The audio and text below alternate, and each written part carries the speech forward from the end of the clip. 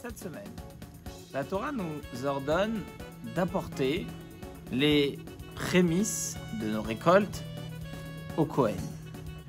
Contrairement aux autres sacrifices, on n'avait pas l'habitude de les brûler sur l'autel. La mitzvah était de les donner au Kohen afin qu'il puisse les manger et en jouir pour lui et sa famille.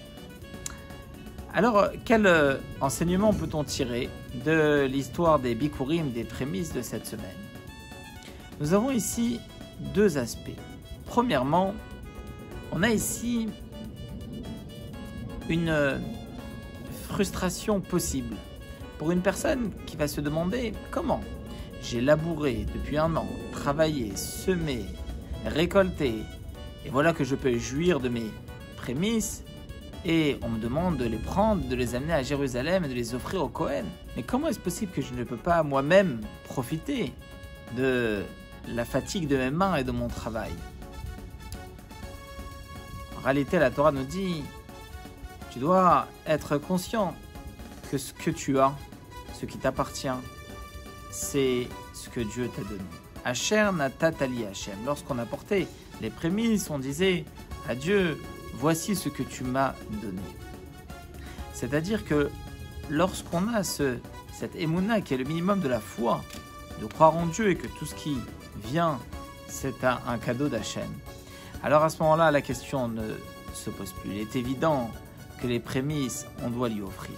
Il y a un deuxième aspect qui est celui du fait que nous apportons ces prémices, non pas sur l'autel à Dieu, mais offerts au Kohen. Le Kohen va en profiter, il va manger avec sa famille. Et donc voilà ici une notion très importante. Nous sommes capables de sacrifier ces prémices en les offrant au Kohen. Et le Kohen va les rendre kadosh, saints, par le simple fait qu'il va les manger autour d'une table avec sa famille.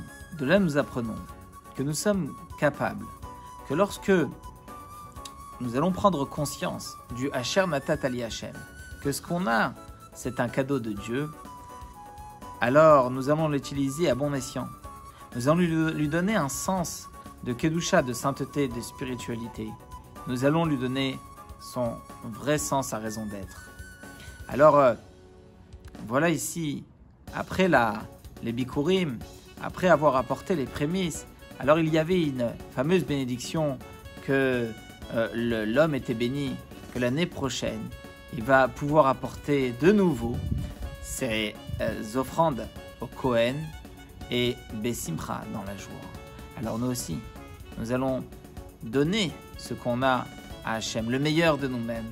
Et nous sommes sûrs que nous allons être bénis par une bonne et douce année et que l'année prochaine, nous serons là de nouveau dans la joie pour accomplir toutes ces bonnes actions.